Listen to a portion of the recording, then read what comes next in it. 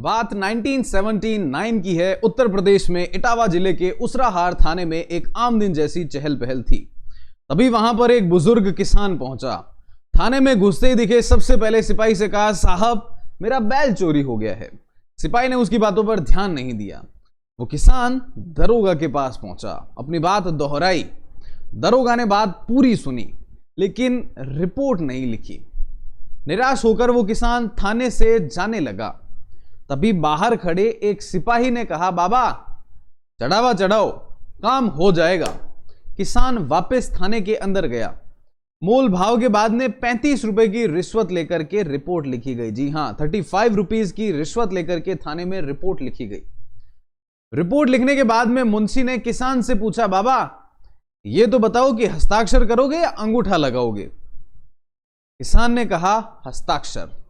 इसके बाद किसान ने जब जेब से एक मोहर निकाली और उस कागज पर थोप दिया, उस मोहर पर लिखा था प्रधानमंत्री भारत सरकार।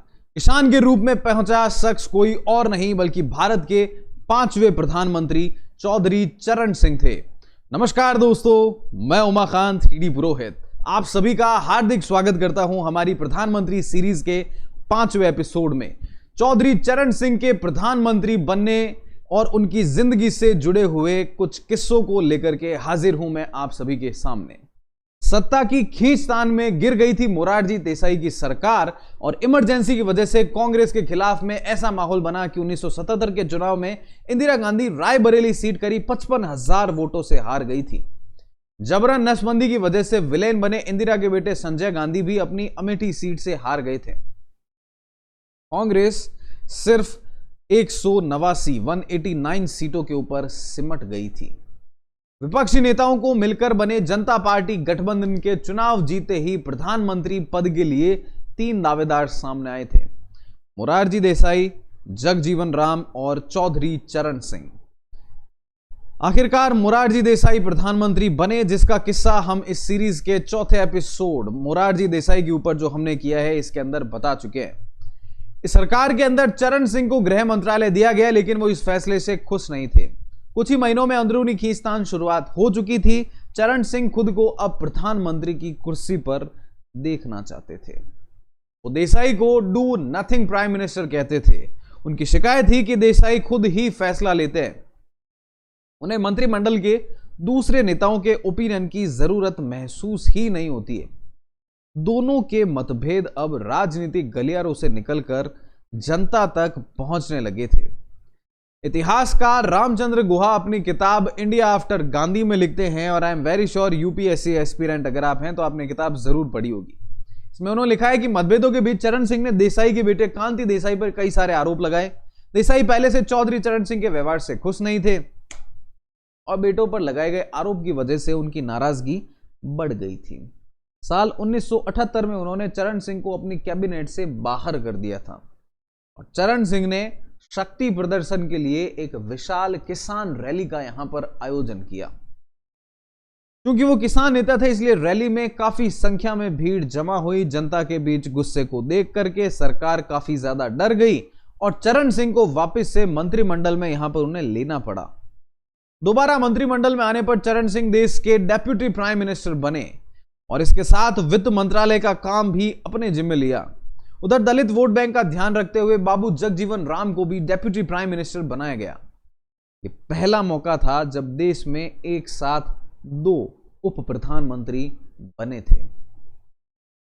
जुलाई 1989 में संसद के 1979 में संसद के मानसून सत्र में जनता पार्टी के खिलाफ अविश्वास प्रस्ताव पेश हुआ था। चरण सिंह ने बगावत कर दी और अपने सांसदों के साथ सरकार से समर्थन वापस ले लिया। इस सिचुएशन में मोरारजी देसाई को अपने प्रधानमंत्री पद से इस्तीफा देना पड़ा था।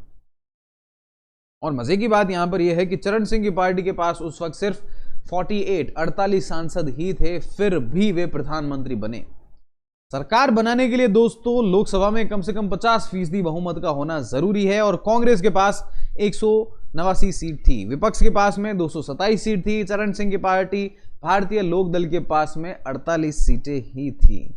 भारतीय लोक दल के साथ में जनसंघ, कांग्रेस हो, सोशलिस्ट पार्टी ने एक होकर जनता पार्टी बनाई थी, जिसने कांग्रेस को शिकस्त दी थी। इस चुनाव में जनता पार्टी के पास में इतने वोट थे कि वो सत्ता की दावेदारी कर सके। इस बार मोरारजी सरकार में उप प्रधानमंत्री रहे चरण सिंह ऐसा नहीं चाहते थे। मोरारजी के बाद में अब चरण सिंह प्रधानमंत्री बनने का कोई भी मौका छोड़ना नहीं चाहते थे। इसी बीच लोकसभा चुनाव हार चुकी इंदिरा की कांग्रेस ने चरण सिंह की पार्टी को सपोर्ट करने का ऑफर कर दिया। यहां पर चरण सिंह मान गए और इसी तरह वो 28 जुलाई 1979 को देश के 5वें प्रधानमंत्री बनाए गए। इनसे जुड़े हुए कुछ किस्से और मैं आपको इस वीडियो के अंदर बताने वाला हूं। तो मोरारजी देसाई की कैबिनेट में कानून मंत्री हुआ करते थे शांति भूषण। वो अपनी आत्मकथा कर्टिंग डेस्टिनी में लिखते हैं कि 1978 में चुनाव में कोई भी गड़बड़ी ना हो, इसके लिए एक कैबिनेट कमेटी बनाई गई थी। मेरे अलावा इस कमेटी के सदस्य थे चरण सिंह, लाल कृष्ण आडवाणी, प्रताप चंद्र चंदर। कमेटी की बैठक में एक बार चरण सिंह कुछ देर से पहुंचे थे। वो पत्रकारों को अपने देर से आने का कारण बताने लगे। एक पत्रकार ने उनसे यहां पर सवाल पूछ लिया कि आप प्रधानमंत्री बनने के लिए बहुत तत्पर लग रहे हैं। तो चरण सिंह ने काफी ज्यादा गुस्से में आकर के कहा कि प्रधानमंत्री बनने की महत्वाकांक्षा रखने में आखिरकार बुरा ही क्या है। खुद को नोटिस कराने के लिए इंदिरा पर निशाना प्रधानमंत्री पद का एम्बिशन रखने वाले चरण सिंह के बारे में इतिहासकार रामचंद्र गुहा ने अपनी किताब इंडिया आफ्टर गांधी में लिखा है कि मोरारजी देसाई की कैबिनेट में गृह मंत्री चरण सिंह 2 नंबर की हैसियत काम करने के लिए पहले दिन से ही तैयार नहीं थे। उन्होंने लगता था कि अगर देश में इमरजेंसी लगाने के आरोप में इंदिरा गांधी को अरेस्ट करवाने में वो सफल हो गए, राजनीति का केंद्र बिंदु बन जाएंगे, वो नोटिस होंगे और जनता उन्हें काफी ज्यादा साहसी मानेगी और लोग उनके बारे में चर्चा करेंगे। इसके बारे में पत्रकार और लेखक कुलदीप नैयर भी अपनी एक किताब एक जिंदगी काफी नहीं में इंदिरा को सजा देने के लिए चरण सिंह के विचार का जिक्र करते हैं। मैं आपको बता देता हूं कि चौधरी चरण सिंह के साथ में कुलदीप नैयर की काफी अच्छी दोस्ती हुआ करती थी। तो कुलदीप नैयर लिखते हैं कि मैं उस समय के गृह मंत्री चरण सिंह से महीने में 2-3 बार मिल लेता था। जनता सरकार के शपथ ग्रहण समारोह के साथ ही मोरारजी देसाई और चरण सिंह के बीच में दरार पैदा होने लगी थी, क्योंकि दोनों ही प्रधानमंत्री पद के दावेदार थे और मोरारजी देसाई प्रधानमंत्री बन गए थे। इसका पार्टी और सरकार दोनों पर ही काफी ज्यादा प्रभाव पड़ा था। दोनों इस बात पर भी सहमत नहीं हुए कि इमरजेंसी के दौरान ज्यादतियों की जांच के लिए कमीशन नियुक्त किया जाना चाहिए या नहीं किया जाना चाहिए। मोरारजी देसाई ने एक तरीके से फाइल पर यह भी लिख दिया था कि देश की जनता ने इंदिरा गांधी और उनकी पार्टी को हरा करके पर्याप्त सजा दे दी है। पर इस बात से चरण सिंह बिल्कुल भी संतुष्ट नहीं थे।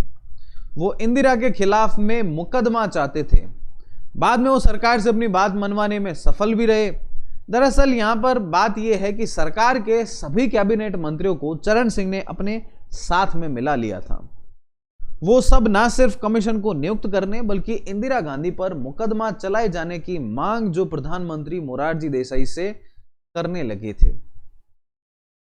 तो इस तरीके से चरण सिंह की वजह से इमरजेंसी में हुई ज्यादतियां और चुनाव प्रचार के दौरान इस्तेमाल की गई जीपों की खरीद में भ्रष्टाचार के आरोप में इंदिरा गांधी को गिरफ्तार करने का यहां पर फैसला किया गया था। और इसके बाद में जब गिरफ्तारी करने का फैसला कर ही लिया गया तो चरण सिंह की पत्नी के दखल की वजह से इंदिरा गांधी को गिरफ्तार करने की तारीख को बदला गया था। इस बारे में अगर मैं आपको बताऊं तो इमरजेंसी के बाद में जब लोकसभा चुनाव प्रचार में इंदिरा गांधी ने सरकारी पैसों से खरीदी हुई 100 जीप का इस्तेमाल किया था। तो भ्रष्टाचार के आरोप में इंदिरा को गिरफ्तार करने का फैसला किया गया। गिरफ्तारी की तारीख 1 अक्टूबर तय की गई। जब इसके बारे में चरण सिंह की पत्नी गायत्री देवी जी को यह बात पता चली तो उन्होंने गिरफ्तारी की तारीख को यहां पर बदलने की बात कही। क्या कारण था इसके पीछे बताता हूं। गायत्री देवी जी का कहना था कि 1 अक्टूबर को शनिवार है, इस दिन अगर इंदिरा गिरफ्तार होती है तो दूसरे दिन संडे होने की वजह से उन्हें बेल नहीं मिलेगी और एक महिला के लिए यह दिक्कत की बात होगी। चरण सिंह यहां पर अपनी पत्नी की बात मान जाते हैं। गिरफ्तारी की तारीख को बदलकर 2 अक्टूबर करने का आदेश दे देते हैं। तो आईबी में डीआईजी, पूर्व डीआईजी विजय करण उन्हें 2 अक्टूबर को गिरफ्तारी करने की सलाह नहीं देते हैं। वो कहते हैं कि अगर गांधी जयंती के दिन अगर आपने गिरफ्तार किया तो पूरा मुद्दा कहीं और भटक जाएगा। 3 अक्टूबर, जी हां 3 अक्टूबर इस काम के लिए परफेक्ट रहेगा। चरण सिंह को यह बात एकदम सही लगी, तो 2 अक्टूबर को वो सीबीआई के डायरेक्टर को बुलाते हैं और इंदिरा की गिरफ्तारी करने का आदेश देते हैं। इस तरीके से 3 अक्टूबर को इंदिरा गांधी को गिरफ्तार कर लिया जाता है। साथ ही साथ में इंटरेस्टिंग बात यहां पर यह है कि पहले चरण सिंह ने उसी इंदिरा गांधी का विरोध किया और बाद में इंदिरा गांधी के ही समर्थन से प्रधानमंत्री बने। जी हां, 28 जुलाई 1979 को चौधरी चरण सिंह कांग्रेस और सीपीआई के समर्थन से ही प्रधानमंत्री बन पाए थे। तत्कालीन राष्ट्रपति संजीवा रेड्डी ने उन्हें 20 अगस्त तक लोकसभा में बहुमत साबित करने का मौका दिया था, लेकिन इंदिरा ने 19 अगस्त को अपना समर्थन वापस ले लिया और सरकार गिरा दी। इसके बाद वे कार्यवाहक प्रधानमंत्री बने रहे थे। उस वक्त में एक मैगजीन चला करती थी, उस मैगजीन का नाम था हिम्मत। हिम्मत मैगजीन ने यह खबर पहले ही छाप दी कि इंदिरा गांधी ने चरण सिंह को प्रधानमंत्री तो बना दिया, लेकिन वो मध्यावधि चुनाव चाह रही है। इंदिरा जानती है कि चुनाव होने पर उन्हें अब ज्यादा फायदा मिलेगा। क्या कारण? क्योंकि कोई भी सत्ता से ज्यादा दिन दूर नहीं रह सकता है। मैगजीन में यह भी लिखा गया कि इंदिरा गांधी को बदला लेने और अपनी बात मनवाने का मौका मिल गया है। उन्होंने शर्त रख दी कि कांग्रेस नेताओं के खिलाफ जो मामले चरण सिंह ने मोरारजी सरकार में मंत्री रहने के दौरान दर्ज करवाए उन्हें वापस ले लिया जाए। यह शर्त चौधरी चरण सिंह को मंजूर नहीं थी, उन्हें यहां पर इस्तीफा देना पड़ा और इसी तरीके से वो 28 जुलाई 1979 से 14 जनवरी 1980 तक ही प्रधानमंत्री रह पाए थे। केवल 5.5 महीनों तक ही चौधरी चरण सिंह प्रधानमंत्री के पद पर रहे। इस दौरान उन्होंने संसद का कोई सत्र नहीं होने की वजह से संसद भी नहीं जा सके थे और इस तरीके से चौधरी चरण सिंह भारत के एकमात्र प्रधानमंत्री बन गए जिन्होंने संसद का सामना ही नहीं किया था। जी हां, प्रधानमंत्री पद पर रहने के दौरान एक बार भी वो संसद नहीं गए क्योंकि संसद का सत्र ही नहीं था। इनकी सिंप्लिसिटी की अगर हम बात करें तो जब उत्तर प्रदेश के मुख्यमंत्री थे तब उनके पास में पहनने को सिर्फ एक शेरवानी हुआ करती थी। जी हां, चरण सिंह उत्तर प्रदेश के 2 बार मुख्यमंत्री रहे। उनकी शेरवानी का एक किस्सा लेखक राजेंद्र सिंह अपनी किताब एक और कबीर में लिखते हैं। चौधरी चरण सिंह 1967 में पहली बार उत्तर प्रदेश के मुख्यमंत्री बने थे। उस समय तक उनके पास में एक ही ऊनी शेरवानी हुआ करती थी और वो भी बहुत पुरानी थी और एक जगह से वो भी फट गई थी। फिजूल खर्ची बिल्कुल भी पसंद नहीं थी, इसलिए उन्होंने शेरवानी रफू करवाने के लिए भेज दी थी। कुछ दिनों के बाद जब उनका स्टाफ शेरवानी लेने गया तब दर्जी ने बाद में आने को कहा। स्टाफ वापस आया, कुछ दिनों के बाद दोबारा गया, दर्जी ने फिर देने से मना कर दिया। स्टाफ को गुस्सा आ गया। डरा धमका करके जब सही वजह पूछी गई तो दर्जी ने बताया कि शेरवानी खो गई है साहब, से मिल नहीं रही है। स्टाफ को यह पता था कि भाई चरण सिंह को लापरवाही बिल्कुल पसंद नहीं है और बात तो अब बतानी ही पड़ेगी क्योंकि हो चुकी है। चरण सिंह ने जब पूरी बात यहां पर सुनी तो उन्होंने कहा कि कोई बात नहीं, गलती हो गई, दर्जी बेचारा गरीब आदमी है, उससे कोई कुछ नहीं कहेगा, चलो इसी बहाने मैं एक नई शेरवानी खरीद लूंगा।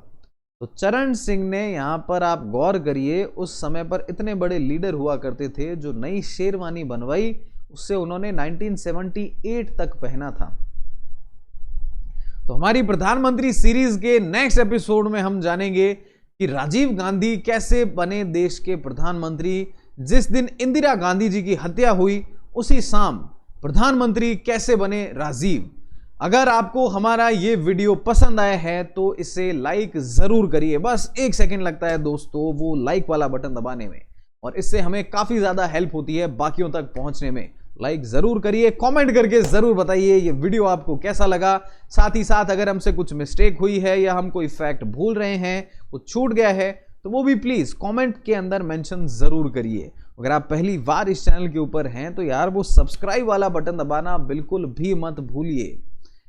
सब्सक्राइब करोगे तो साथ में एक बेल आइकन को भी दबा लीजिए, उसमें ऑल नोटिफिकेशन को ऑन कर लीजिए, क्योंकि आने वाले समय में काफ़ी ज़्यादा और भी अच्छे ऐसे इन्फॉर्मेटिव वीडियोस आपके लिए आने वाले हैं। साथ ही साथ हमने आपके लिए पूरी प्लेलिस्ट बना दी है इस प्रधानमंत्री सीरीज़ की, तो वहाँ से भी आप इसे पूरा ऐसे सीरीज़ के तरह पोस्ट इंडिपेंडेंस हिस्ट्री जो है हमारे देश की, उसे आप पूरा इन वीडियोस के माध्यम से जान सकते हैं, जो कि आपके लिए काफ़ी ज़्यादा ज़रूरी है इस समय में। मिलते हैं आप सभी से हमारे नेक्स्ट एपिसोड राजीव गांधी जी के ऊपर वाले में। तब तक stay fit, stay strong, do whatever you want to do man, but don't trouble your mother. Have very good time. Thank you all.